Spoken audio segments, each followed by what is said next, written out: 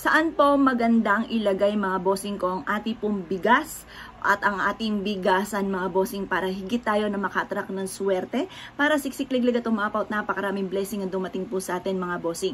Unang-una mga bossing ko, napaka-ekis, napaka-mali mga bossing ko ang maglagay ka ng bigas sa plastic mga bossing. Ako dati mga bossing ko yung balde na orokan mga bossing, doon nakalagay mga bossing ko ang aking bigas mga bossing. Bagamat na marami kasi ako mga pampaswerte mga bossing ko, ay naka-attract pa rin ako ng swerte. Dami ko mga ritual na ginagawa mga bossing ko.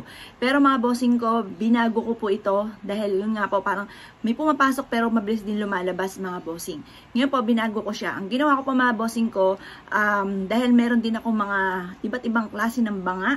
Ang ginawa ko mga bossing ko, doon sa banga ko mga bossing ko, kumuha ako ng dalawa kasi yung isa, yung white rice, para sa mga empleyado namin mga bossing ko, yung white rice.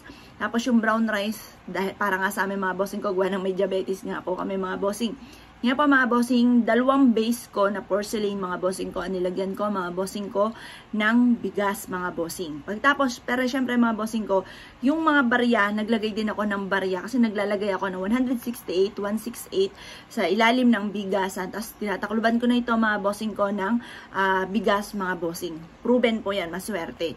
Ngayon pa mga bossing, palitan nyo na mga bossing ko ang inyo pong bigasan ko, yan po ay plastic kasi ako isa na sa mga magpapatotoo po dyan na hindi ganun kaswertihan kapag ka plastic. Kahit may mga dumarating sa inyo na pera, parang mabilis din ito lumalabas, mabilis din siya, parang dumadaan lang sa mga kamay po ninyo, tapos marami mga dumarating na kagastusan mga bossing, hindi ka nakakapag-ipon ng pera. Ganoon din po mga bossing ko, saan ninyo ito dapat nilalagay? Mas maganda mga bossing ko, yung bigas natin nasa may gilid ng pintuan, yung pagbukas ng ating pong main door, natatanawan ka agad. Kasi yung base mga bossing ko ay sumisimbolo ng kasaganahan po yan, nag-a-attract po yan ng swerte.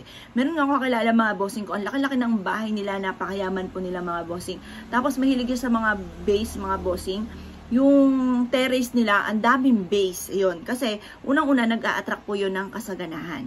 Swerte po yun mga bossing. Ako nga po, plano ko nga dito mga bossing ko sa amin, maglalagay ako ng base dito sa taas. Yung mga base ko doon sa baba, ipaakit ko dito. Yun. Maswerte po kasi yun. Lalo na marami mga nakakakita mga bossing ko. Kasi nag-a-attract po yun ng swerte.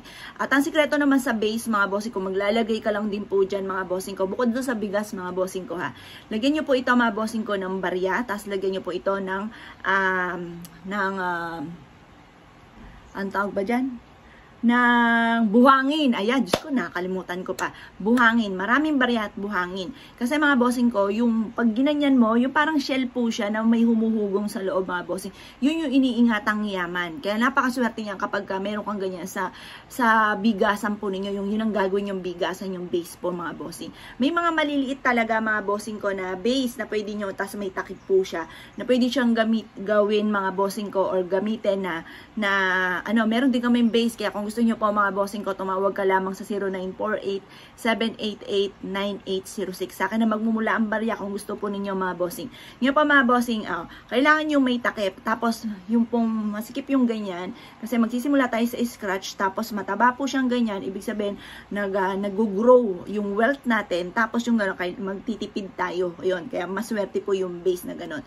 Tapos yung base na malalaki po natin, pwede, yung lagi na nakikita ng ibang tao, nakaka-attract po yun mga bossing ko ng swerte, lalo na sa pera. Kaya kung ikay naniniwala at nais po yung gawin mga bossing, yan yung mga sikreto, lalo na sa ating bigasan para masigit tayo na maka-attract ng swerte, lalo na sa pera. Wala po mga bossing, salamat po.